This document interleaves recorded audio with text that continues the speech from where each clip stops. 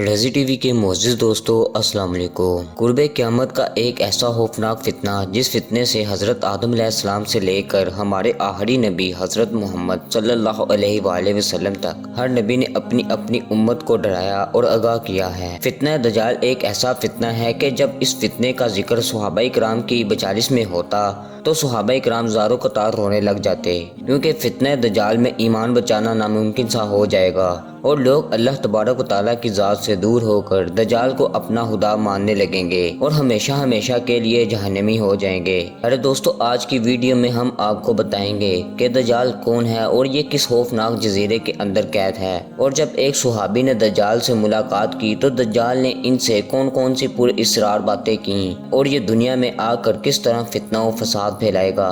پیارے دوستو، ان تمام تر سوالات کے جوابات قرآن و حدیث کی روشنی میں آج کی ویڈیو میں ہم آپ کو بتائیں گے، لہٰذا آپ سے گزارش ہے کہ ویڈیو کو آخر تک ضرور دیکھیے گا۔ دوستو، دجال ایک چھوٹے قد کا بدصورت انسان ہوگا جو ایک آنکھ سے اندھا ہوگا، اس کے دونوں پاؤں ٹیڑھے ہوں گے، اس کا جسم بالوں سے بھرا ہوگا، رنگ سرخ یا گندمی ہوگا، اس کے ماتھے پر صاف الفاظ میں کافر لکھا ہوگا، اس کو ہر ایمان والا پڑھ لے گا اور ہر منافق اس کو نہ پڑھ سکے گا۔ جب دجال دنیا کے اندر ظاہر ہوگا تو لوگوں کے سامنے پرہیزگار بن کر رہے گا، لیکن اندر سے یہ کافر اور ظالم ہوگا۔ جب دنیا میں دجال کے پیروکار بہت زیادہ ہو جائیں گے تو اس وقت دجال خدائی کا دعویٰ کر دے گا اور یہ پوری روئے زمین کے اندر ایک بہت بڑی سواری پر سوار ہو کر گردش کرے گا۔ دجال کی سواری اتنی بڑی ہوگی کہ اس کی دونوں آنکھوں کا درمیانی فاصلہ 40 گز ہوگا۔ دجال بے انتہائی طاقتور ہوگا، یہ زمین کو حکم دے گا تو وہ سبزہ اگائے گی اور آسمان کو حکم دے گا تو وہ بارش برسائے گا۔ اس کے پاس بے شمار خزانے ہوں گے اور دنیا کی تمام نہروں پر اس کا قبضہ ہوگا اور یہ دنیا کے اندر 40 دن تک فتنہ و فساد پھیلائے گا۔ پیارے دوستو، دجال کون ہے اور یہ کیسے پیدا ہوا؟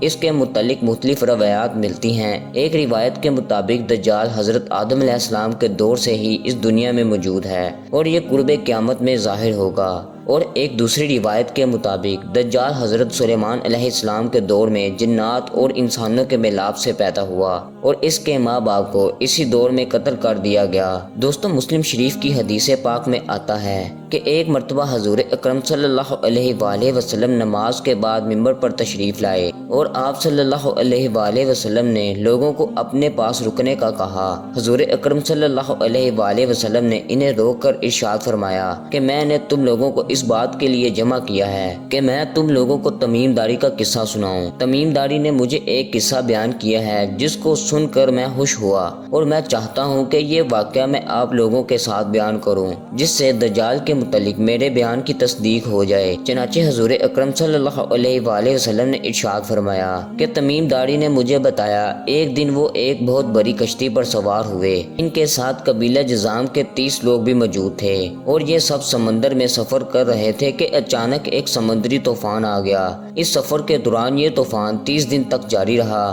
اسی سفر کے دوران ان کی نظر ایک جزیرے پر پڑی۔ اس جزیرے کو دیکھ کر یہ لوگ بہت خوش ہوئے۔ یہ لوگ کشتیوں میں بیٹھ کر اس جزیرے کی طرف چلے گئے۔ جب یہ لوگ جزیرے کے قریب پہنچے تو ان لوگوں نے ایک عجیب و غریب جانور دیکھا جس کے جسم پر بہت زیادہ بال تھے۔ ان لوگوں نے اس جانور سے پوچھا کہ تم کون ہو؟ تو اس نے جواب دیا کہ میں دجال کا جاسوس ہوں۔ حضرت تمیم داری رضی اللہ تعالیٰ عنہ فرماتے ہیں کہ جب ہم لوگ اس گرجے کے اندر داخل ہوئے تو ہم نے ایک خطرناک انسان کو دیکھا۔ اس سے پہلے ہم نے ایسا شخص زندگی میں کبھی نہیں دیکھا تھا۔ اس کا سارا جسم زنجیروں سے بندھا ہوا تھا۔ ہم نے اس سے پوچھا کہ تم کون ہو؟ تو اس نے جواب دیا کہ تم لوگوں کو میرا پتہ چل جائے گا۔ اس کے بعد اس عجیب و غریب شخص نے ہم سے یہ سوال کیا کہ کیا بسان کی کھجوروں میں پھل آتا ہے یا نہیں؟ تو ہم نے جواب دیا کہ بہت پھل آتا ہے۔ تو اس نے جواب دیا کہ ان قریب پھل نہیں آئے گا۔ اس کے بعد اس شخص نے بحر تبریک کے بارے میں پوچھا کہ اس میں پانی ہے یا نہیں؟ تو ہم نے کہا اس میں خوب پانی ہے۔ اس کے جواب میں اس شخص نے کہا کہ بہت جلد اس کا سارا پانی خشک ہو جائے گا۔ اس کے بعد اس نے حضور اکرم صلی اللہ علیہ وآلہ وسلم کی ذات اقدس کے بارے میں سوال کیا کہ آپ صلی اللہ علیہ وآلہ وسلم ہجرت کر کے مدینہ تشریف لے گئے ہیں یا نہیں، اور عرب کے لوگوں نے ان کے ساتھ جنگ کی ہے یا نہیں؟ تو ہم نے جواب دیا کہ عرب کے لوگوں نے ان کے ساتھ جنگ کی ہے۔ تو پھر اس نے کہا کہ نتیجہ کیا نکلا؟ تو ہم نے کہا کہ حضور اکرم صلی اللہ علیہ وآلہ وسلم اپنے ارد گرد کے علاقوں میں غالب آ چکے ہیں اور لوگوں نے ان کی اطاعت کو قبول کر لیا ہے۔ تو دجال کہنے لگا عرب کے لوگوں کے لیے یہی بات ٹھیک تھی کہ وہ حضور اکرم صلی اللہ علیہ وآلہ وسلم کی اطاعت اور پیروی کرتے رہیں۔ اس کے بعد یہ شخص ہم لوگوں سے کہنے لگا کہ اب میں تم لوگوں کو اپنے بارے میں بتاتا ہوں۔ اس خطرناک شخص نے بتایا کہ میں دجال ہوں اور میں بہت جلد اس قید سے آزاد ہونے والا ہوں۔